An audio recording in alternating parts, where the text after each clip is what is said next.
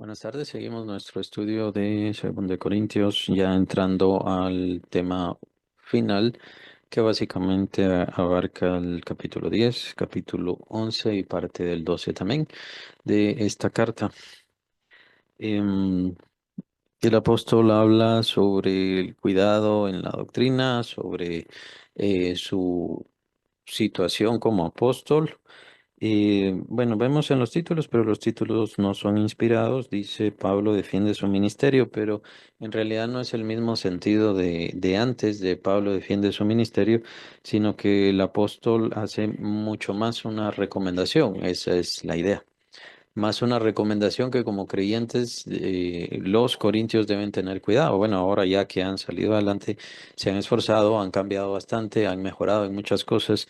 Bueno, siempre estén alerta de precisamente las mentiras y desviaciones que el diablo quiere imponernos.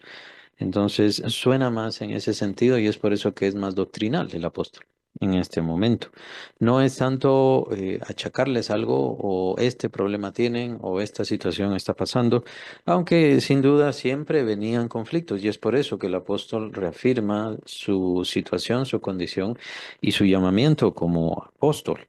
Él siempre lo va a hacer, perdón, debido a que la iglesia siempre tendrá el conflicto de los falsos maestros. Y por supuesto tenemos el capítulo 12 que es valiosísimo, en donde el apóstol habla sobre sus propias visiones. Visiones que por supuesto hicieron que él entendiera, conociera y recibiera este que llama su evangelio. Es el evangelio de donde están los secretos y todo lo que sucedió en Cristo en el ambiente espiritual o en la región espiritual, las regiones espirituales o como quieran llamarle. La cuestión del pagar todos nuestros pecados, la justificación eterna que hace nuestro Señor, el llamado santo de la iglesia, el poder que tiene la iglesia, todo esto también lo vamos a ver en Efesios, en Colosenses especialmente. Y todo esto es en base a una revelación, es por eso que el apóstol sí es enviado. Enviado es precisamente lo que significa la palabra apóstol. Entonces, ¿y es un enviado por quién? Por Cristo. Cristo lo envió. Entonces es así como hacemos las diferencias. Están los 12 enviados por Cristo. Recordemos que el último, pues obviamente es el apóstol Pablo, precisamente porque él es llevado en estas visiones, en estas revelaciones. El mismo apóstol Pablo dice, si en el cuerpo o fuera del cuerpo, no lo sé, Dios lo sabe. Así que él recibió todas estas revelaciones tan grandes, tan impresionantes que era Jesucristo mismo enviándolo con este mensaje más profundo y que completaba toda la obra de Cristo en sí. Y era una revelación tremenda a la iglesia. Entonces, esos son los dos enviados, los 11 que caminaron con Jesús y, por supuesto, el apóstol Pablo, quien tomaría el lugar de Judas Iscariote y llegaría a ser básicamente el mejor de los apóstoles. Esos son los dos enviados por el Señor. De ahí, en Hechos, por ejemplo, en la misma Biblia, vemos que hay otros enviados, y obviamente la palabra siempre es enviados, o apóstolos, o apostolorium, y diferentes variantes en griego que significa enviado, pero eso no quiere decir que sean apóstoles del mismo rango y de la misma situación. Es decir, hay quienes son enviados por el Espíritu Santo. Por ejemplo, Bernabé era un enviado. Porque dice el Espíritu Santo, apartadme a Bernabé y a Saulo para la obra la cual los he preparado. ¿Se recuerdan el llamado de los apóstoles precisamente del apóstol Pablo? Y en ese caso, pues sería un apóstol de la iglesia, sería Bernabé. Preparadme a la obra que los he preparado, los he enviado. Entonces, inicia su primer viaje misionero y es por eso que se les llama enviados en la misma Biblia, pero no quiere decir el mismo enviado por el Señor Jesús y que son el fundamento de la iglesia. Entonces, en ese sentido, los otros enviados, que serían los otros apóstoles, en realidad son misioneros de la iglesia. Y es una diferencia bastante sana y bastante importante a ver. Por supuesto, esto se siguió dando y se siguió dando. Recordemos que el mismo Señor le dice a la iglesia de Éfeso, has probado a los que se dicen ser apóstoles y no lo son. Entonces, ¿qué tipo? Hay que tener juicio, no simplemente decir, no, ya no existen, sino tener juicio. ¿Cuáles son las características de un apóstol? ¿De qué se trata el apóstol? ¿Y en qué sentido vienen estos, especialmente en nuestros tiempos? ¿En qué sentido vienen estos pseudoapóstoles, les digo yo, pero cualquiera puede llamarles como desee? Pues la verdad es que no son enviados ni por Cristo y si son enviados a otra cosa es a trastornar el Evangelio y el trastornar el Evangelio no son enviados y no se tiene que tener ningún respeto de rango de nombre ni de nada. Simplemente son personas que terminarán en condenación, como bien lo escribe Judas, el hermano del Señor, y de Santiago. Y también lo escribe el apóstol Pablo, también de eso va a hablar en este sentido. Entonces, el apóstol no está hablando, no lo noto así, en una forma de molesto porque siguen con problemas adentro de la iglesia, sino que lo veo como siempre estén en guardia, siempre tengan cuidado porque el diablo va a seguir atacando. Y va a traer engañadores, y va a traer falsos maestros, y va a traer falsos ministros, falsos apóstoles, siempre lo va a hacer. Entonces el apóstol da muchos nortes muy importantes, muy valiosos, los cuales vamos a estar viendo precisamente sobre este tema y sobre lo que sería en ese caso la lucha espiritual, porque el problema de recibir falsos maestros es que no se queda solo con la falsa enseñanza, sino se queda también los falsos espíritus. Y los falsos espíritus pueden hacer sentir. Ese es el problema de sentir. Yo sentí, yo vi, yo soñé. El problema es de que será el Espíritu Santo, será otro espíritu. Y ya se van a decir, bueno, pero no puede venir otro espíritu y todo lo demás. No puede venir otro espíritu en la vida del creyente. Está bien, vamos a creer eso, pero sí le puede hablar el diablo a través de un falso ministro, a través de un falso profeta, apóstol o lo que sea. Entonces, por eso es que hay que tener cuidado, por eso es que hay que tener cuidado. El apóstol Pablo entonces nos abre la mente a nuestro combate, nuestra lucha, nuestro conflicto, el conflicto que tenemos y en el cual estamos metidos, porque todo cristiano sin remedio está metido en el conflicto. Y ahora es o blanco o parte de esa milicia que menciona el apóstol Pablo, y lo mejor es que se vuelva parte de esa milicia porque si no, entonces se convertirá en blanco, blanco del diablo, y será mucho más fácil eh, someterlo, tal vez engañarlo, y por supuesto que pierda su fe. Pues al final no sabemos cuáles artimañas usará el diablo en cada creyente, por eso es que hay que tener cuidado. Y por eso es que con respecto a esta lucha no se dice simplemente, bueno, yo no soy parte de esa lucha, si usted es creyente es parte de la lucha, y se acabó. Por eso dice el Señor, el que no es conmigo es contra mí. El que conmigo no recoge, desparrama. Entonces es mi enemigo, sin remedio. Bien, iniciamos el pasaje para seguir ahondando mejor en los temas profundos del apóstol, pero ya, digamos, la doctrina ya solamente se centra en eso, ya no en el creyente como lo que es, como lo que somos, sino en nuestra lucha, nuestro conflicto y los sucesos que pueden darse en ese conflicto. Entonces, estamos capítulo 10, segundo de Corintios. Yo, Pablo, ruego por la mansedumbre y ternura de Cristo. Yo, que estando presente, ciertamente soy humilde entre vosotros, mas ausente soy osado para con vosotros. El apóstol inicia con estas palabras porque les va a instar, les va a hablar, por eso es que sí existe, sí puede darse el conflicto en este momento y por eso el apóstol Pablo estaba llamándolos, pero sus palabras no son como las anteriores, cuando se estaban desviando, unos dicen yo soy de Pablo, otros de Apolos, yo soy de Cefas, o también lo vimos en el capítulo 15, cuando menciona el apóstol Pablo, algunos dicen que ya no hay resurrección, que ya la resurrección se dio.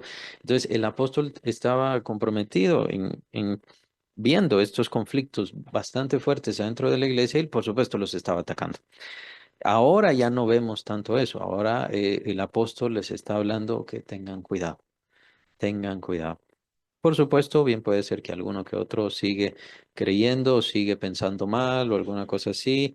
Esto se dio a lo largo de la iglesia gravemente y por muchos años. Por eso fueron necesarios los concilios. Hubo cristianos que pensaron que Jesús tenía solamente dos partes. Hubo cristianos que pensaron que Jesús no tenía carne, eran los gnósticos y por eso fueron atacados. Y estamos hablando desde el primer siglo de la iglesia. Entonces, fueron necesarios los concilios, los concilios, los concilios para unificar, para entender, para comprender cuál es la doctrina. Y por supuesto, también llegó el momento en donde se tuvo que revisar el canon. ¿Cuál era el canon bíblico? Obviamente no vamos a entrar a todo eso, pero a lo que me refiero es que el apóstol está instando a que siempre estemos en guardia. Ese es el propósito. Y, y ruega precisamente por la mansedumbre y ternura de Cristo. ¿Por qué? Porque en algunos momentos el apóstol Pablo tiene que corregir y al corregir va a ser severo, va a ser bastante severo. Entonces el apóstol Pablo está usando palabras, ciertas formas, ciertos modos para que entendieran de la mejor manera y no tener que ser fuerte y severo o tener que ir con ellos porque me llegó otra vez a los oídos que ustedes se están desviando, que hay nuevos falsos maestros y están metiendo otra vez corrientes engañosas. Entonces tengo que llegar a ustedes de una forma fuerte, de una forma severa. Yo no quiero llegar así. Por eso les ruego por la ternura de Cristo, por la mansedumbre de Cristo. Utiliza estos términos precisamente para hablar del cuidado del Señor Jesucristo y del cuidado de Él como imitador de Cristo también, que aún en su ruego, aún en su búsqueda, aún en que por favor cambien, Él es misericordioso, piadoso y bondadoso. Entonces, así era el Señor Jesucristo y ciertamente el apóstol también lo es. Pero tengan cuidado de no entrar en conflicto. ¿Por qué? Porque, bueno, ahora les estoy hablando como de una forma mansa y tierna, pero después será ya con severidad. Por supuesto, esta severidad se ha perdido a lo largo de la iglesia. ¿Por qué? Porque los creyentes son cada vez más soberbios. Los creyentes no admiten corrección, los creyentes no reciben corrección y les desagrada mucho la corrección. Debido a esto, la iglesia ha ido cayendo en apostasía. El apóstol mismo lo profetizó. Entonces, ya no se usan ese tipo de situaciones o cuestiones.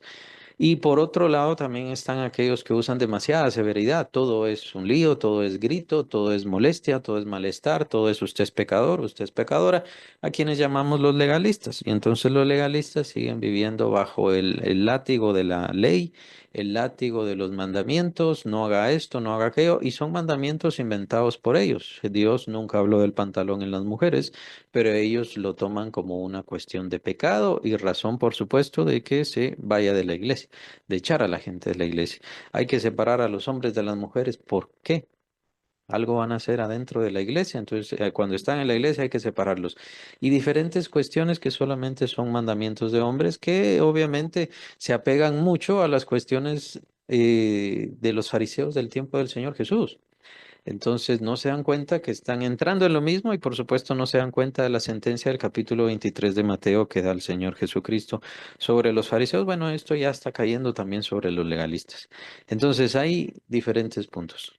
Cuidado con la severidad exagerada, desmedida, y cuidado con no tener severidad. ¿Por qué? Porque el hecho de la falta de llamar la atención, el hecho de querer hablar bien y quedar bien con las personas, quedar bien con las personas para que no se vayan, que no se enojen, bueno, está dejando a la iglesia de esta manera. Está dejando a la iglesia sin corrección, sin cuidado, sin cambio, sin ser redarguida.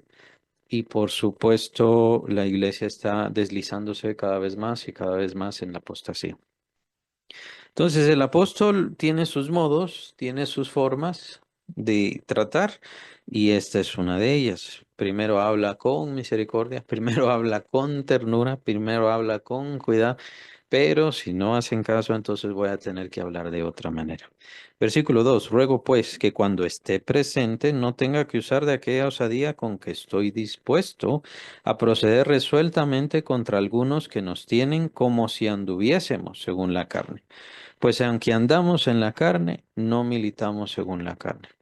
Bien, parte de la misión del apóstol Pablo, ya hemos visto a Pablo como misionero, conocemos a Pablo como evangelista, conocemos a Pablo como pastor, pero también el apóstol Pablo es un defensor del evangelio, es un defensor de la iglesia, un protector de la iglesia. En el capítulo 11 tendrá un versículo muy importante acerca de la iglesia. Dice, yo quiero presentarles a ustedes como una virgen sin mancha para Cristo. precisamente. Y precisamente es la visión que él tiene de la iglesia como de la esposa de Cristo. Y no es solamente él, también la tiene el apóstol Juan, también la reciben. eh, en Apocalipsis, el Señor da esta visión y esta idea precisamente por la unidad que tiene Cristo hacia su iglesia.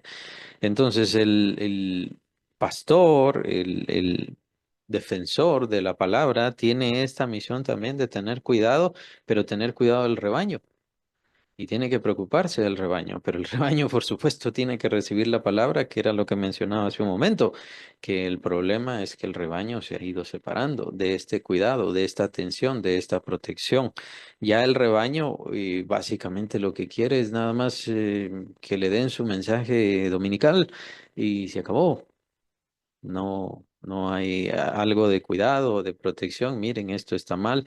Si se señala algo incorrecto, bueno, lo que pasa es que este hombre tiene celos, es que este hombre o este pastor es celoso porque aquella persona es popular, aquella persona tiene muchos seguidores y diferentes cosas. Bueno, no es eso, es que su misión es tener cuidado del rebaño porque por eso ha estudiado, por eso se ha dedicado y por eso ha recibido el llamado y los dones de Dios, precisamente para tener cuidado del rebaño. Y por eso tiene que seguir cuidando el rebaño. Lastimosamente se ve de otra forma, se confunde y así se ha ido confundiendo, igual el diezmo, igual el servicio, igual la iglesia, todo se ha ido confundiendo en nuestros tiempos. Por eso estamos en un tiempo bastante difícil. A pesar de que tenemos en nuestras manos la palabra de Dios y cualquiera puede tener muchas Biblias, diferentes versiones, diferentes traducciones de la Biblia, aún así les cuesta tener juicio.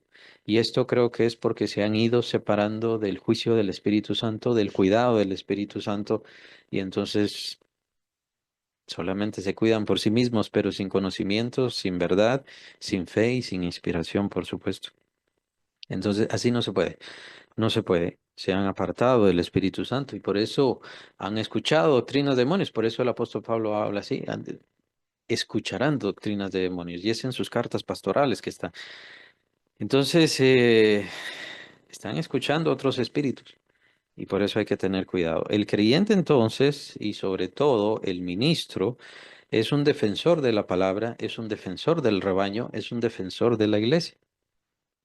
Sin importar qué pase o sin importar a quién le hiera, sin importar a quién le duela o le moleste o le irrite, tiene que estar defendiendo el rebaño y tiene que llamar la atención sobre las falsas doctrinas actuales y por supuesto defender el verdadero evangelio del Señor. Entonces, muy importante, versículo 3 habla sobre el militar o el ser parte de un ejército. De hecho, el versículo 4 es el más famoso, ¿no? Porque las armas de nuestra milicia. Pero una milicia es como una especie de guerrilla. Ese es el sentido de la palabra milicia.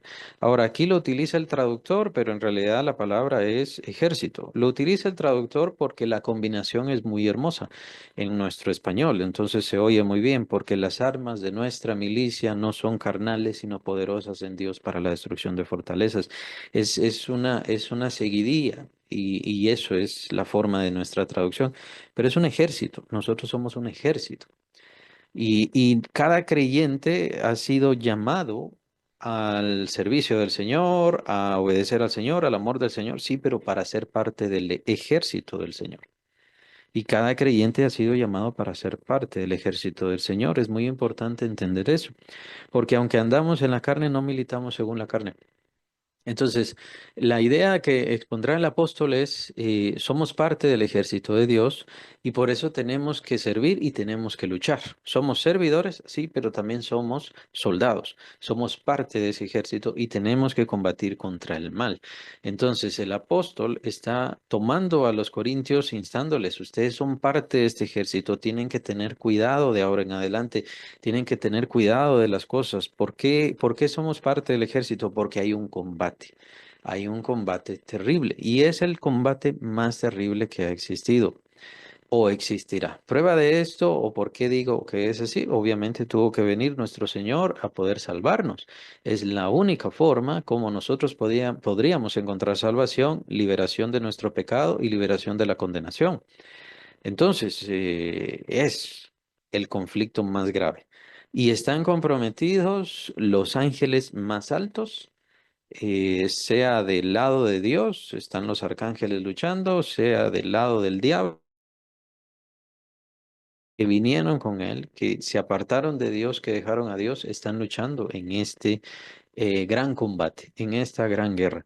Entonces, cada creyente es parte de esa guerra, es parte de ese conflicto.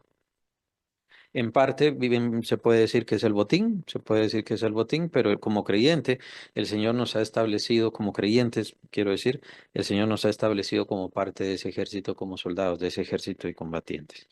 Entonces, de la misma manera como el apóstol está defendiendo la fe, la doctrina, la verdad del Señor, entonces cada creyente tiene que constituirse en un defensor.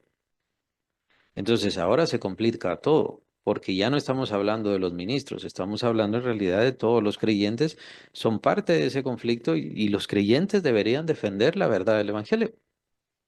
Pero ¿qué dice el apóstol más adelante en una de sus cartas pastorales?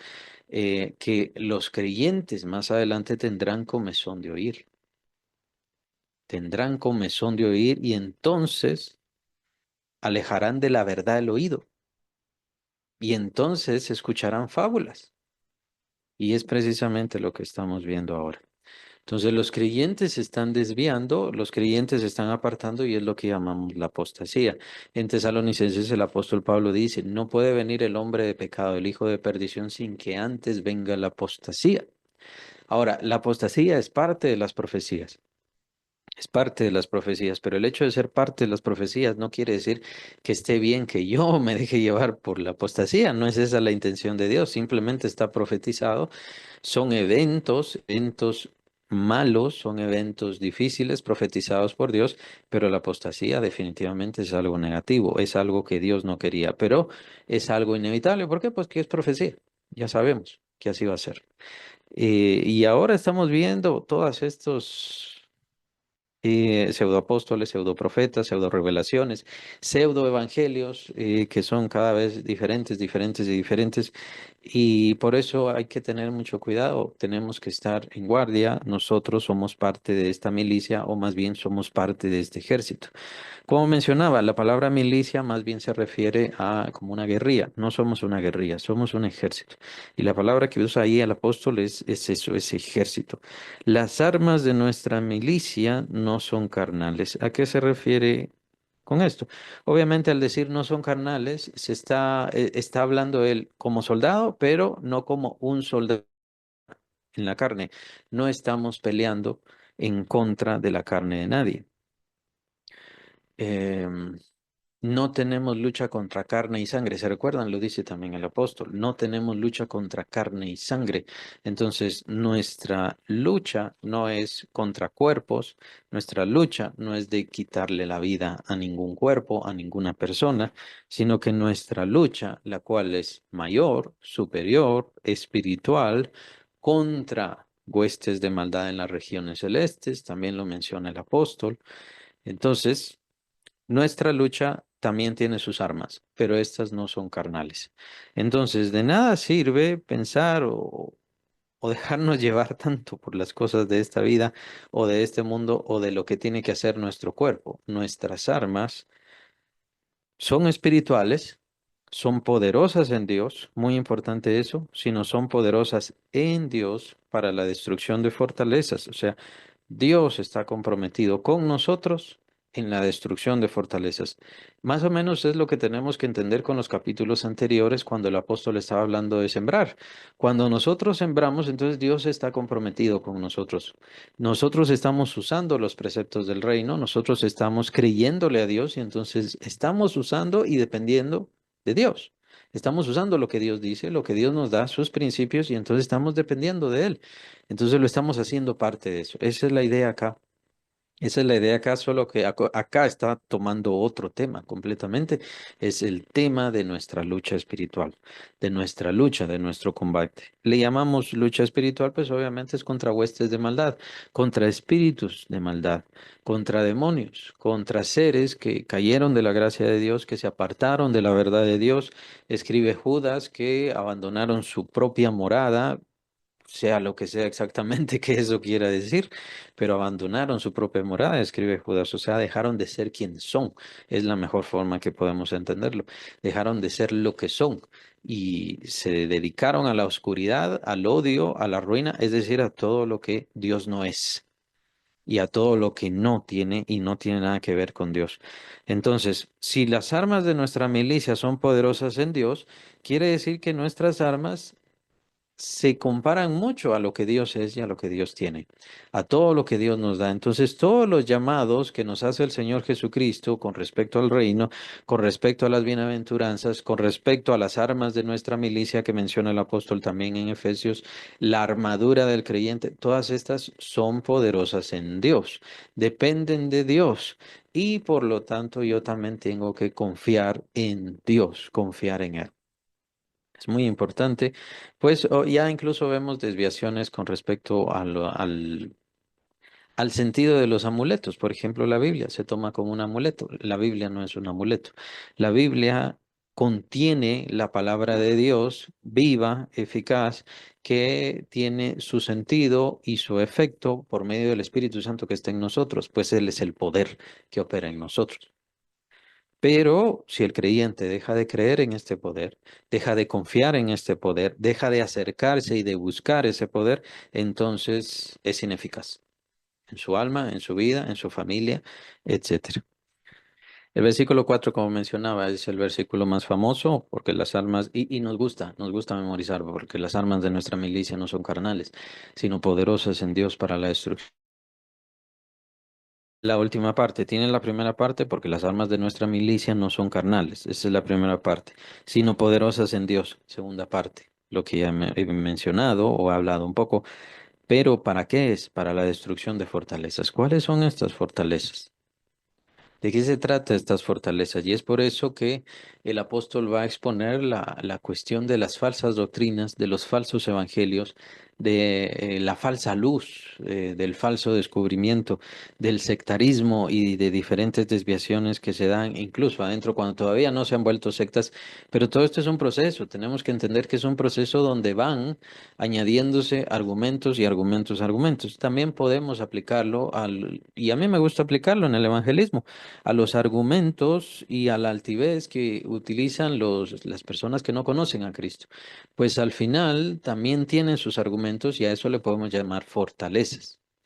Tomen en cuenta que es esto lo que construye el demonio en nuestras vidas, llamémosle así, humanas, naturales.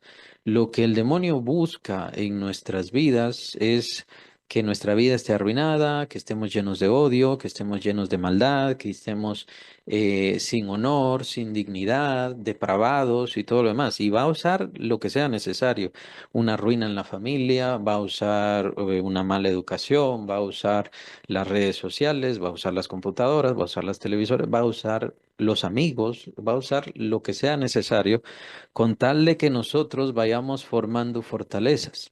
Y muchas de estas fortalezas nosotros las teníamos antes de venir a Cristo. Y ahí estaban las fortalezas. Y esas fortalezas obviamente son las que hacen que se impida o impide el que esa persona quiera entregarse a Cristo. Una muy fuerte y que de seguro la han visto es la del vicio. La del vicio es una muy fuerte. La persona con un vicio tiene un trastorno, tiene un conflicto moral, sí, sentimental, por supuesto, pero también ya es físico. Su mismo cuerpo le está exigiendo, su mismo cerebro le está exigiendo la cuestión del vicio, lo que le agrada, lo que le gusta. Entonces, ¿qué pasa? Hay que atenderlo todo, hay que aprender a dar los argumentos, hay que aprender a utilizar nuestra palabra de tal manera que sea arma de Dios. Recuerden, ¿cuál es la espada? En la armadura del creyente, capítulo 6 de Efesios, ¿cuál es la espada? Es la palabra de Dios. Y es lo que nosotros utilizamos precisamente para combatir.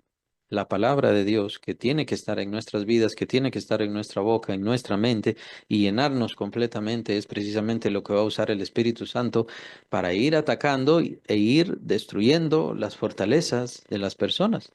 La fortaleza de la religión es otra y es una muy fuerte. La religión desde pequeños toma a sus feligreses y los educa de tal manera de que no quieran creer en otra cosa más que en María, más que en el Papa, más que en los santos, etcétera, etcétera. Y es una fortaleza muy fuerte. Están apegados mucho a esa fortaleza cuando en realidad muchos que están en la religión ni siquiera saben de qué se trata, ni siquiera saben o entienden qué es lo que están haciendo. Solamente saben que tienen que ir a misa, solamente saben que tienen que ir a confesarse, pero ni siquiera se preguntan por qué, porque de todas maneras no van a ser salvos, se van a ir al purgatorio. ¿Y quién tiene la cuenta de sus pecados? Bueno, yo tengo que ir a misa, tengo que ir a confesarme y eso va a ir descontando mis pecados. Ajá, ¿cuántos? Y me va a ir descontando años. ¿Cuántos? ¿Y por cuánto tiempo tiene que hacerlo? No, solamente voy a pasar menos años en el purgatorio. Y es una forma de manipular a la gente. Es solamente manipulación. Manipulación utilizando argumentos. Es muy importante. ¿Por qué? Porque estos argumentos que dice versículo 5 derribando argumento y toda altivez que se levanta contra el conocimiento de Dios, eso es muy importante. ¿Por qué? Porque es en base a argumentos que la gente se condena, que la gente no tiene fe en Cristo, que la gente dice, sí, Cristo murió por mis pecados, pero en realidad yo tengo que luchar por mis pecados. Yo tengo que mantenerme en la iglesia para poder ser salvo o ser salva. Y bueno, entonces Cristo Jesús no fue suficiente. Jesucristo no hizo toda la obra, no se da justificación. De todas maneras, quienes están en la iglesia religiosa tienen que pasar un tiempo en el purgatorio. No importa que uno de esos papas de los últimos dijo, ya no hay purgatorio. A lo largo de siglos, ellos dijeron que sí existía el purgatorio y le sacaron dinero, muchísimo dinero a la gente precisamente por medio de eso. Ahora, el problema es que la gente lo creyó. El problema es que la gente murió creyendo eso con ese argumento, el cual le podemos decir acá es una fortaleza. Es una fortaleza que tomó su mente, que cautivó su mente, por eso es lo importante de las fortalezas, el entender aquí las figuras del apóstol, porque en la fortaleza lo que quiere decir es que ellos están presos en una cárcel de argumentos, por así decirlo. E incluso tienen la altivez. Aquí podemos ver a los fariseos que aunque estaban viendo a Cristo, estaban viendo los milagros del Señor Jesucristo, ellos estaban presos en la fortaleza de su altivez, de su vanagloria, de su codicia. Porque también para eso el demonio se presta mucho, ¿no? Utilizando las falsas doctrinas, utilizando las mentiras, entonces van a proliferar, como es algo nuevo, a la gente le gusta, a la gente le agrada, entonces van a hacerse más fuerte todo esto y a multiplicarse. Y lo que va a pasar es de que vendrá fama, vendrá riqueza, vendrá vanagloria, poder en todas estas personas. Idearse o inventarse falsos dones es muy lucrativo. Ha ayudado a muchos. Inventarse falsas revelaciones, perdón, falsas visiones de Cristo. Cristo me dijo esto, Cristo me dijo aquello, y todo es mentira. Es muy lucrativo. Es mentira y la gente se va a ir al infierno. No solamente el que hizo la mentira, sino también quienes están oyendo y quienes están detrás de todo esto. Lo que pasa es que da mucho dinero, da mucha fama. Y la gente es muy crédula, lastimosamente. La gente no es como el hombre moderno de hace algunos años, sino que ahora la gente quiere creer cualquier cosa y le gusta creer cualquier cosa. Mientras más fantasía sea, mejor. Pero lo que no quieren encontrar es al verdadero Dios bíblico, al verdadero Señor y alguien que sea dueño verdaderamente de sus vidas. Eso no les agrada. Les agrada mucho la fortaleza de seguir la religión y por lo tanto las buenas obras, eso les encanta bastante, y con las buenas obras entonces ya ellos cumplieron y Dios tiene la obligación de salvarlos. Cuando Dios ha hablado muy claramente por medio de su palabra, por medio de su Hijo Jesucristo, que no existe otra salvación. Solamente tomar en cuenta que el Señor Jesucristo cuando estaba allí en el Getsemaní le dice al Padre, Padre, si es posible, pasa de mí esta copa. Si es posible, ¿era posible? No, no era posible porque no existe otra forma de salvación. El Padre no quería la muerte de su Hijo, no era agradable para el Padre Celestial la destrucción de su Hijo, por así decirlo, la muerte de su Hijo, pero ¿por qué era necesario? Para que nosotros tuviésemos oportunidad de salvación. Y toda la humanidad tiene oportunidad de salvación, pero la desperdician a causa de sus fortalezas. Todos estos argumentos, toda esta altivez, todo esto que está en contra de Dios, que fue establecido por el diablo. Estamos viendo muy importante. ¿Qué es lo que hace el diablo? El diablo ocupa su tiempo en establecer fortalezas. Eso es lo que quiere, en establecer fortalezas, fortalezas de pecado, fortalezas de desviación, fortalezas de mentira, fortalezas de ruina genética, incluso, etcétera. Cualquier tipo de ruina, cualquier tipo de desviación le sirve muerte, como menciona el capítulo 2 de Hebreos. Ese es el reino de muerte que ha construido el diablo y fue destruido por el Señor Jesucristo, ese reino de muerte, pero a causa de los argumentos, a causa de las fortalezas, o sea, a causa de las mentiras del diablo. A causa de las mentiras del diablo, el diablo todavía sigue con su reino. Pero es un reino de mentiras, es un reino de cartas, es un reino como una casa de cartas, quiero decir, ¿no? O sea, un reino sin fuerza, sin valor y sin verdadera potencia. Y todos los que tenemos a Cristo y tenemos al Espíritu Santo y somos hijos del Padre Celestial, pues tenemos mucha mayor fortaleza y y tenemos libertad. Sobre todo eso, tenemos libertad, pero la gente todavía quiere seguir en las fortalezas de sus argumentos y de los argumentos que les metieron, los argumentos que les dieron sus padres, argumentos que le dieron sus abuelos, argumentos que le da el mundo. Otro argumento bastante falso es no puedo dejar de pecar. Ese es uno, muy importante, no puedo dejar de pecar. Es cierto que tenemos la herencia, es cierto que habrá mucha imperfección en nuestra vida, pero eso no quiere decir que tenga poder. De hecho, la Biblia dice claramente que ya no se enseñoreará más de vosotros, o sea, ya no es su Señor. El pecado ya no es nuestro Señor, ya no nos domina. Y no es que yo domine el pecado, no es que yo lo pueda controlar. No, por eso dice el Señor claramente, aquel que se deja dominar, esclavo es de aquel que lo dominó. Entonces, podemos escapar de todas esas cosas. Y el creyente tiene que escapar de todas esas cosas. Por supuesto que es difícil.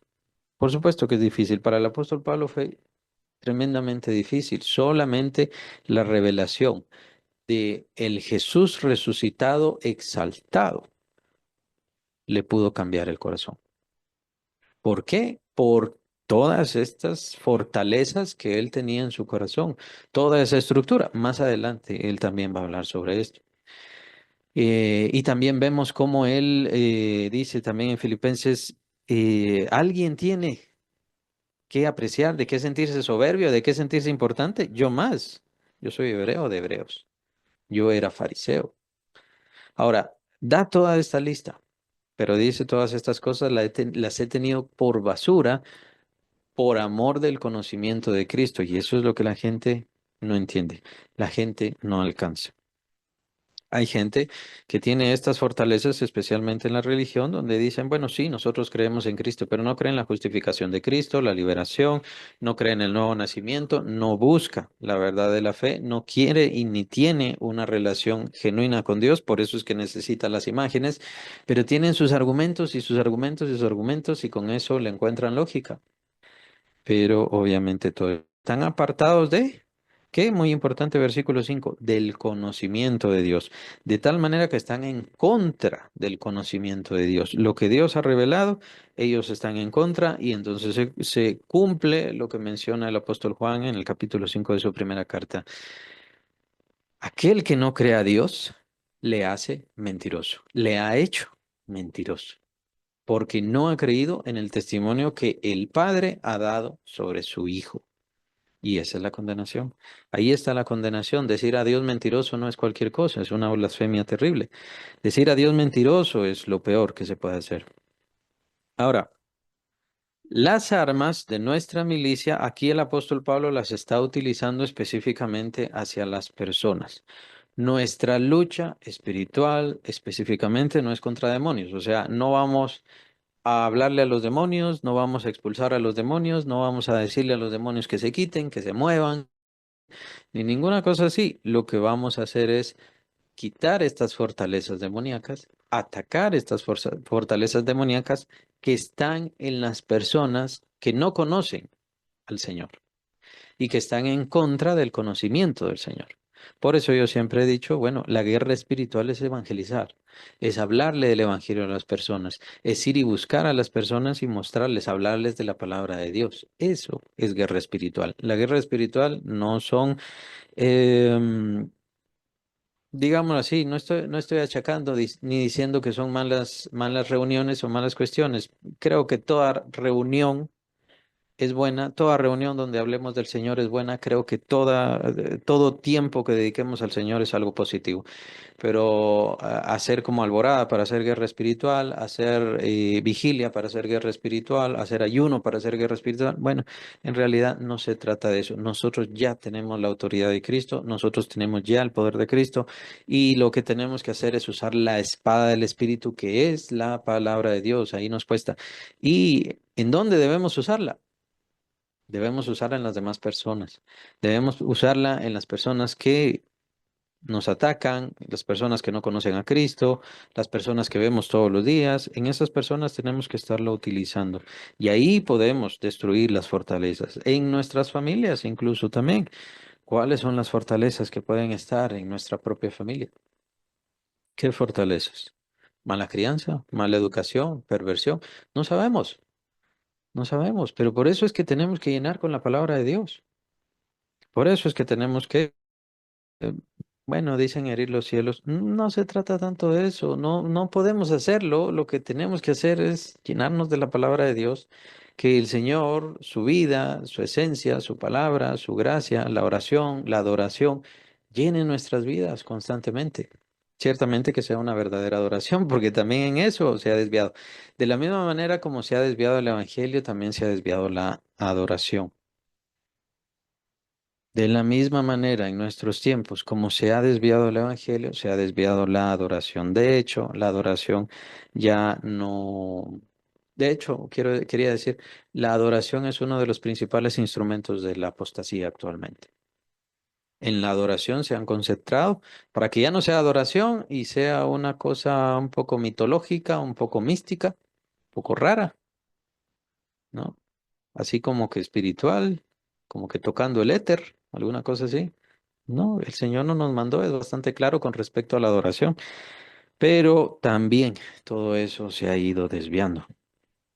Ahora, ¿cuál es el propósito? Llevando cautivo todo conocimiento a la obediencia a Cristo. Ese es nuestro fin y por eso son las armas de nuestra milicia. Llevar a las otras personas que conozcan a Cristo. Hacer que las otras personas se humillen, se sujeten a Cristo Jesús. Ese es el propósito. Y por eso, y no me refiero a evangelizar, es lo único, no se trata de eso. El apóstol Pablo constantemente hablaba de la palabra de Dios, constantemente hablaba de la palabra de Dios, y él, vean, ¿a qué se refiere? Si aquí el apóstol Pablo no está hablando de evangelismo, por eso inició estos versículos muy importantes y es eso, ver el contexto. El apóstol no está hablando de evangelismo, está hablando de falsas doctrinas, pero las falsas doctrinas nos alejan del verdadero evangelio de tal manera que aquellos que reciben las falsas doctrinas casi que hay que evangelizarlos de vuelta. Se están desviando del Señor, están tomando fortalezas en sus mentes que se están imponiendo contra el conocimiento de Dios y alejándolos del Señor. Entonces, ¿qué pasa? Hay que volverlos, hay que tomarlos, hay que llevarlos otra vez cautivos por medio de los argumentos, o sea, las armas de nuestra milicia, hay que llevarlos otra vez cautivos a la obediencia a Cristo. No quiero decir simplemente evangelizar, pero lo que quiero decir más bien es que el evangelizar lleva mucho más, conlleva mucho más. No es solamente un mensaje de un tiempo, no es solamente un mensaje de una hora o de menos de una hora. Es cierto que al encontrarse con alguna persona y le quiero evangelizar, bueno, está bien, lo tengo que hacer rápido, no lo puedo hacer en 5 horas, evangelizar a una persona que es nada más de ese momento. Pero tenemos que cuidar el evangelio y al estar evangelizando también tiene que ver con estos hermanas, si es que lo son o no, no lo sabemos, que se desvían hacia las sectas. De hecho, cuando digo si son o no son hermanos, la verdad no lo sabemos. El apóstol Pablo lo trata más adelante cuando habla sobre la medida de fe, cuando habla sobre que cada creyente tiene que juzgarse a sí mismo conforme a la fe que ha recibido. Si de verdad es creyente. Si de verdad es creyente. ¿Por qué? Porque en el sectarismo es eso lo que vemos. De verdad son creyentes. De verdad buscan al Señor. Han entregado sus vidas, sus mentes a falsas doctrinas, a demonios, a doctrinas de engaño, de falsedad. Y esto conlleva consecuencias muy graves. Tenemos el caso de Jim Jones, tenemos el caso de Waco, Texas, ya en estos últimos tiempos, esos otros de Puerta del Cielo, que la gente se quitó la vida o dejó que les quitaran la vida. O se enfrentaron al FBI, se enfrentaron a todas estas agencias y tenían gasolina ahí adentro para matarse entre todos ellos. Hay que tener mucho cuidado con la mente. Hay que tener mucho cuidado con la mente, porque estos son casos extremos, solamente casos extremos, pero no son los únicos casos que existen. Hay que tener mucho cuidado con el sectarismo. Y con el sectarismo, la adoración al ungido, al principal, a la persona que está ahí al frente, es común, muy común. El otro gran problema, no estás de acuerdo con el ungido, no estás de acuerdo con lo que dice el iluminado. Entonces, por favor, vete. Aquí solo queremos gente importante. Aquí solamente queremos gente valiosa. Así son las sectas. Esas son las sectas. Y muchas iglesias son así. Por eso hay que tener cuidado con los títulos y por eso es que hay que saber juzgar. Ah, no, es que el apóstol nadie le puede decir nada porque él recibe revelación directa. Cuidado con el profeta porque él es palabra de Dios. Por eso nosotros decimos claramente, no existe el profetismo. Puede darse el don de profecía por voluntad del Espíritu Santo y que algún hermano o hermana puede tenerlo como don, pero no existe el profetismo. Ya no hay profetas. O sea, no tenemos que creerle a nadie como profeta y no tenemos que disponernos o humillarnos ante nadie porque es apóstol, porque es reverendo, porque es supremo, porque recibió directo de Dios. Todas esas cosas son fórmulas del sectarismo. El diablo las utilizó desde entonces y las sigue y las sigue y las sigue utilizando. Desde entonces el apóstol levantó falsos ministros, falsos apóstoles. Y lo menciona el Señor, lo menciona el apóstol Pablo. Incluso en estos pasajes vamos a encontrar uno muy famoso cuando dice el apóstol, el diablo mismo se viste como ángel de luz. Así que no nos sorprenda que sus ministros se vistan de esta manera. Ah, es que qué bello, ¿no? Es que qué blanco es el Papa, ¿no? El hombre, ya saben, del Vaticano. Ay, la gente va de verlo como que fuera el Salvador. Él no es el Salvador y no ilumina a nadie. Él mismo dice, yo no sé para qué vino Cristo y por qué el Padre Celestial mandó a su Hijo. No lo sé, pero la gente se deja llevar porque tiene fortalezas, porque tiene fortalezas y no quiere entender. Les encanta estar presos en eso o simplemente no se dan cuenta debido a su oscuridad mental. Pero lastimosamente muchas iglesias se están dejando llevar. Por eso hay que tener cuidado, cuidado con los eventos, cuidado con los momentos, cuidado con por qué vamos a hacer aquello, por qué vamos a hacer aquello. Dediquémonos a la palabra, a la oración y a la adoración y se acabó. Vamos a llegar a un nuevo nivel espiritual. ¿Cuál nivel espiritual? El apóstol nos viene a llevar a un punto superior y más elevado celestialmente. ¿En qué sentido? ¿En qué forma? ¿Quiere ser mejor espiritualmente? Tiene que humillarse más. Tiene que servir a Cristo, tiene que someterse a Él completamente como esclavo o como esclava. Eso, entonces usted será mucho mayor espiritualmente. No, pero eso no me gusta. A mí lo que me gusta es tener el poder de decirle a los vientos que se vayan, de decirle al fuego que se apague, de decirle a los mares que se aquieten, ¿no? Eso es lo que yo quiero. Pero eso no es crecimiento espiritual. Crecimiento espiritual es someter mi propia carne.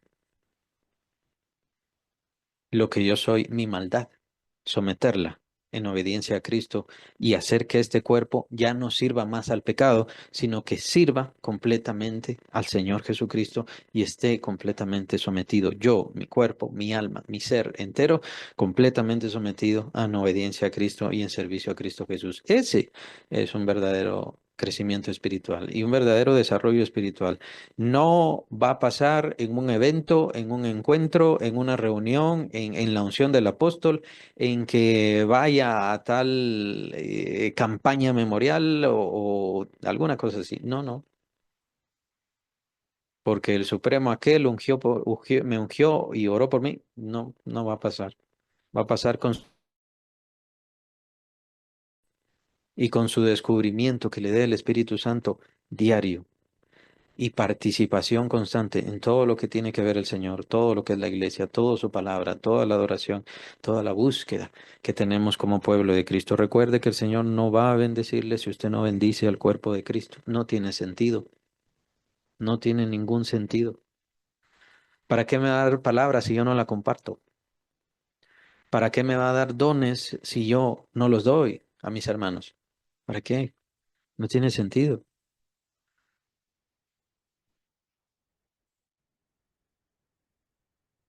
Es muy importante estos pasajes porque aquí metemos a las religiones, metemos a las sectas, metemos a las pseudosectas o a las que están iniciando como sectas. Cuidado, tenga cuidado. Tiene que conocer el Evangelio de Cristo. No se trata que se lo estén diciendo, se trata que usted lo conozca. Aprenda a juzgar. Esto es verdadero Evangelio, esto no es. Esto de verdad es del Señor, esto no. Es muy importante, cada creyente lo tiene que hacer. ¿Por qué? Porque o usted es parte del ejército del Señor y lleva cautivo todo conocimiento a Cristo, el conocimiento de otros lo lleva cautivo a la obediencia a Cristo, o usted será el cautivado o cautivada. ¿Qué es lo que quiere? ¿Quiere entonces formar esos argumentos? ¿Quiere ser parte de esos argumentos? ¿Ser parte de una secta? ¿Ser parte de una religión que tenga dominado todo su conocimiento y esté apartado de Dios? Porque esa es la gran diferencia. Negar el conocimiento de Dios y no obedecer a Cristo. Ese es el gran problema y ese es el gran centro. Esa es la gran lucha entre el diablo y las fuerzas celestiales, las fuerzas del Señor. El diablo va a imponer mentiras, va a imponer falsedades, va a levantar sectas, va a levantar de todo. Incluso, como dije, uno de sus instrumentos, especialmente en estos tiempos más importantes, es la alabanza. Es de los más importantes instrumentos de la fe. ¿Cuál es la verdadera fe? El conocimiento de Dios, el verdadero conocimiento de Dios. ¿Cuál es el verdadero conocimiento de Dios? ¿Y cuál es el falso? El conocimiento de los demonios. La inspiración afuera de la Biblia. No está tan difícil. El Señor nos deja la palabra, el Señor nos deja la Biblia, está en nuestras manos, podemos tener varias al mismo tiempo si queremos, pero no se usa. Los creyentes siguen escuchando doctrinas de demonios y se siguen apartando. ¿Les parece mucho más agradable, mucho más atractivo? Ah, bueno, claro. ¿Qué es lo que dice el diablo? Es que vas a ser multimillonario, vas a ser multimillonaria, no vas a tener ninguna enfermedad nunca. Y cuando se comprueba, esto pasó con la famosa pandemia, ¿no? Hace algunos años, a la pandemia de COVID, vi que le hablaron en lenguas, vi que le profetizaron. Le hicieron soplos del Espíritu Santo o el soplo del Espíritu Santo, o no sé si se llama la trompeta del Espíritu Santo porque le ponen cualquier nombre. ¿Se fue el COVID? ¿Se alejó? No, no pasó nada. Estos que defienden, yo tengo el poder para hacer esto, yo tengo el poder para hacer aquello, no, no sirve de nada. Las lenguas nunca fueron utilizadas como medios de poder, mecanismo de poder del Espíritu Santo donde se manifestaba. En realidad las lenguas fueron utilizadas, y eso ya lo vimos, lo estudiamos, las lenguas fueron utilizadas para el conocimiento de los creyentes. Pero como me salgo de la Biblia, como hago espectáculo, como hago show, y eso le gusta a la gente, es el morbo de la gente, es la motivación de la gente. Eso le gusta a la gente, entonces ahí está la gente, ahí están felices, em, le dan todo lo que le pide el ungido, ¿no? El ungido está muy bien, el ungido está feliz, el ungido es millonario, las personas no. Ellos solamente están esperando, esperando y esperando.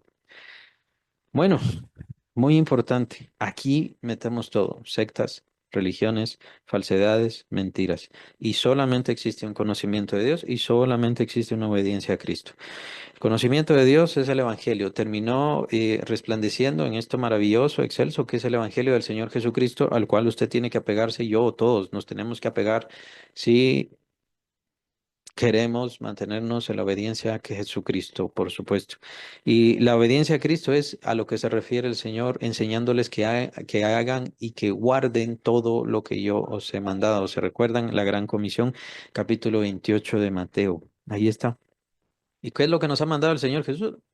Nos ha mandado su vida, nos ha mandado a ser como Él, nos ha mandado a ser sus seguidores, a permanecer como Él permaneció y a luchar por esa vida tan especial. Eso es lo que busca el diablo. Y entonces vemos los reflejos. Cuando una doctrina, cuando una falsedad se manifiesta, pues vemos los frutos de eso. El fruto es avaricia, el fruto es codicia, el fruto, perdón, es falsos creyentes, el fruto es creyentes engreídos, creyentes que no buscan cumplir la voluntad de Dios. Es muy fácil verlo, la verdad, no es tan difícil, pero cada quien debe juzgar. Versículo 6 y estando prontos para castigar toda desobediencia, cuando vuestra obediencia sea perfecta. Esta última parte, cuando vuestra obediencia sea perfecta, y al verlo en diferentes versiones, la idea es para que vuestra obediencia llegue a ser perfecta o hasta que vuestra obediencia llegue a ser perfecta. La idea es usar todas las armas de nuestra milicia para que la obediencia de los creyentes a Cristo Jesús, a Dios, sea perfecta. Entonces, cuando ya sean perfecta su obediencia, perdón, entonces no van a desviarse por falsos evangelios, por sectas, por iluminados, iluminadas, por pseudoevangelios y demás cosas y doctrinas de demonios que les serán presentados. Estando prontos para castigar toda desobediencia, perdón, muy importante, pues era lo que mencionaba el apóstol al principio que él no quería proceder con la osadía con la cual está dispuesto a proceder, pero lo iba a hacer. Así que el apóstol casi que les está advirtiendo, tengan cuidado con desviarse. ¿Por qué? Porque yo todavía estoy aquí y yo escucho más que se están desviando otra vez, como pasó con la primera carta. Bueno, entonces ya voy a ir a ver quién es el que está haciendo toda esta desobediencia y por qué lo están haciendo y qué es lo que está pasando. Es parte de la misión, es parte del trato de un ministro de Dios, pero también es parte del pueblo de Cristo mantenerse, permanecer en obediencia a Cristo.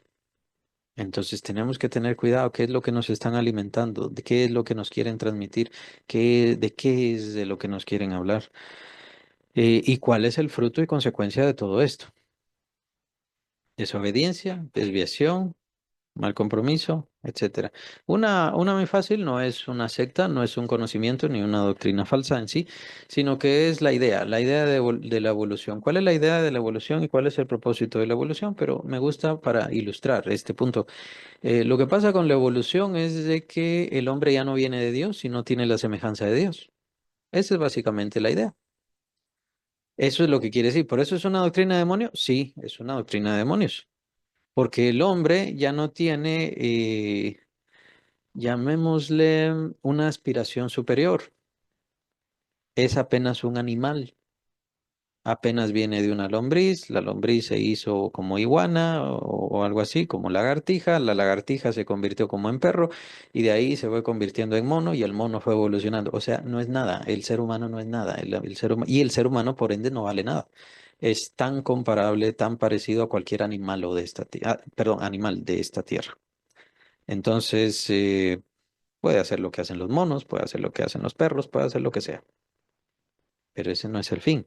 El ser humano, todo ser humano, fue creado a la imagen de Dios, es lo que nos dice la palabra del Señor. Entonces, ¿esto por qué? Esto para dar sentido valor, importancia al ser humano. Y entonces, ¿cuáles son las consecuencias de que el ser humano simplemente venga de una evolución de animales inferiores a un supuesto medio mayor, que es el ser humano? La idea es de que no tiene que darle cuentas a nadie. Es un ser sin sentido, es un ser que simplemente existe y que no vale la pena. Entonces, ¿se dan cuenta las consecuencias? ¿Cuál es la consecuencia de tal doctrina? ¿Cuál es la consecuencia de tal doctrina? Y por eso también tenemos que tener mucho cuidado en meditar la palabra de Dios. No solo la leamos, hay que meditarla. ¿Cuál es la consecuencia de esto? ¿Qué es lo que el Señor quiere transmitirme? ¿Cuál es el valor a mi vida? Una doctrina muy importante, pues es el ser templo de Dios. Esa no es solamente una doctrina que hay que tomarla como un dogma. Somos templo de Dios y se acabó. El hecho de ser un templo de Dios significa que debo ser santo. Por eso dice el Señor que sed santos como yo soy santo, ¿no? En aquel entonces, en el Israel antiguo, el pueblo era santo, pero porque habían sido tomados por Dios como especial tesoro, dice el Señor. Pero ahora nosotros somos templo de Dios. Dios vive en nosotros. Por lo tanto, nuestra razón de santidad es mucho mayor. Entonces, tengo que vivir completamente diferente. Tiene su consecuencia. La doctrina tiene consecuencia. La verdad de Dios tiene consecuencia. ¿Esto para qué? Para elevar la naturaleza, la conciencia, la condición de los creyentes a un sentido superior a la medida de la estatura de Cristo, precisamente para que lleguemos a la medida de la estatura de la plenitud del conocimiento de Cristo, a un varón perfecto, a la medida de la estatura del conocimiento de la fe del Hijo de Dios. Em, ¿Cuál es entonces el propósito del diablo? ¿Cuál es el propósito del diablo? Al meter falsas doctrinas, al meter falsos dones, falsas profecías, meter dudas, descontrol, desinterés. La iglesia tiene desinterés actualmente y hablo en general, toda la iglesia, en la generación pues de la iglesia, llamémosle así, en este mundo, tiene desinterés por la venida del Señor Jesús. ¿Por qué? Porque ya le dijeron varias veces, ah, ya viene y no venía, ya tal año viene, no, no venía, tal cosa va a pasar y no, no pasó. Entonces hay desinterés en los creyentes, por no decir incredulidad. Ya ni siquiera están creyendo en la venida de Cristo. ¿Por qué? Porque no se están preparando para la venida de Cristo. La falsedad de separar la fe de nuestra vida entera ha provocado que los creyentes digan, bueno, yo soy creyente, yo soy creyente, yo soy creyente, aunque sea un super pecador. Permítame, pero eso no es así. O sea, yo no puedo decir que amo a Cristo y vivo en Cristo y hacer lo malo, tener una vida terrible. No se puede. Pero viene a consecuencia de, vean, los falsos argumentos. Está bien, es importante entender que la salvación no viene por las obras, eso es importantísimo y tiene que quedar bastante claro, pero mi fe tiene que ser tan fuerte que cambie mi conciencia, mi mente, mi corazón y la presencia de Dios sobre todas las cosas tiene que cambiar mi vida entera y eso tiene que reflejarse. Yo no soy salvo por las obras, yo no tengo que hacer el bien para poder ser salvo, yo ya soy salvo, pero soy más que salvo, le pertenezco a Dios. Pero si le pertenezco a Dios, eso quiere decir que mi vida tiene que hablar de eso. ¿Ya se dan cuenta? No se puede separar. No quiero decir, no se puede separar la fe de las obras porque no va a hacer que se dé un mal entender. No se trata de eso. Separar la fe de mi vida entera es lo que no podemos hacer. Caminar en fe. Y esto no quiere decir, bueno, como voy a vivir en fe, voy a dejar a mi familia, voy a dejar de trabajar, voy a dejar de hacer las cosas de este mundo, porque no se puede, es imposible. No se trata de eso. Se trata que mi fe me gobierne, me dirija, la palabra de Dios me indique cómo tengo que ser aquí en esta situación, cómo tengo que ser en esta otra situación, y así empezar a caminar.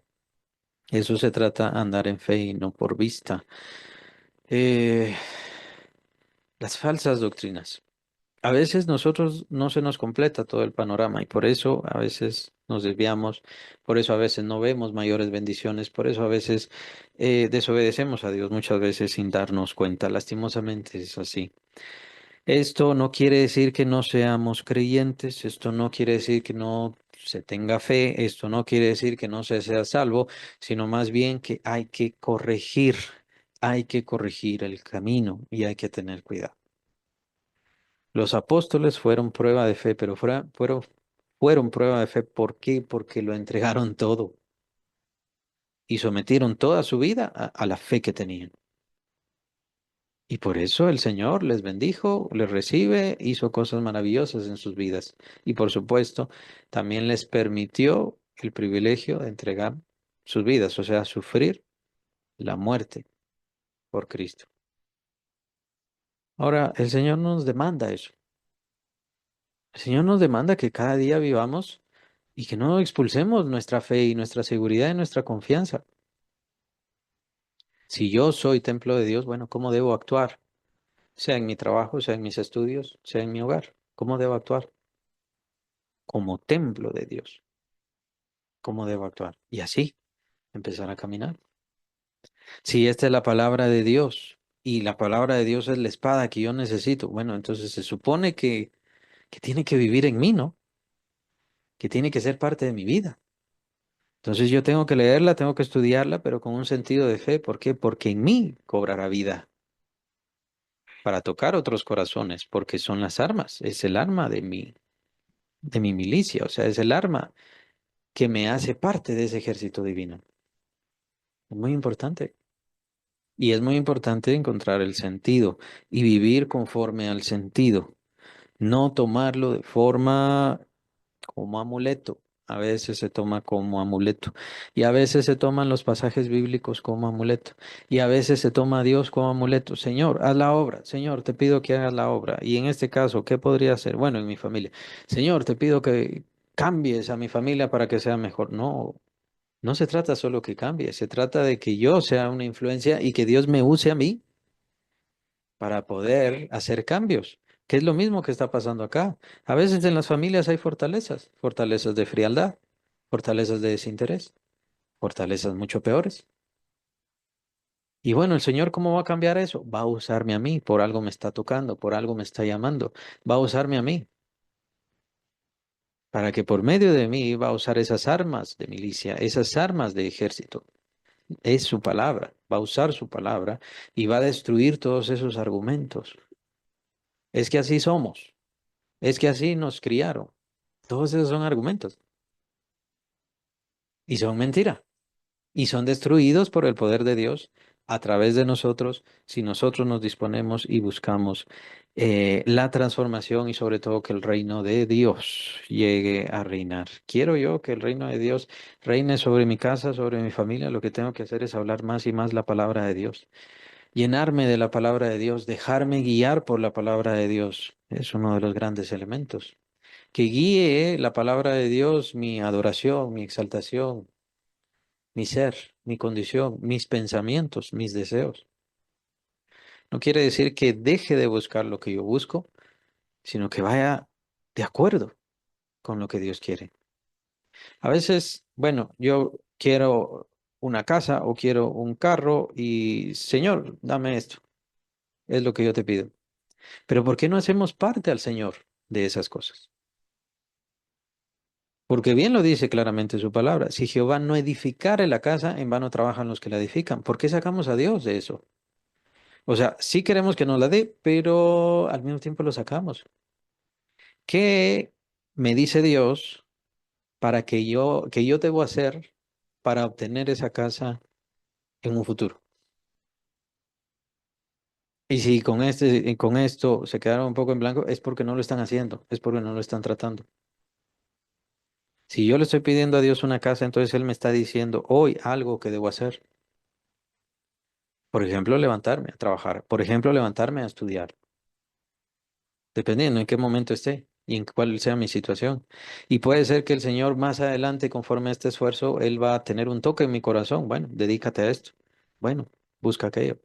O me va a abrir puertas. Un hermano, un amigo, algún pariente, alguien. Mira, Vamos a trabajar en esto. ¿Por qué no te metes en este negocio? Pero meter a Dios en el plan, que el Señor me use, que el Señor abra puertas, que el Señor,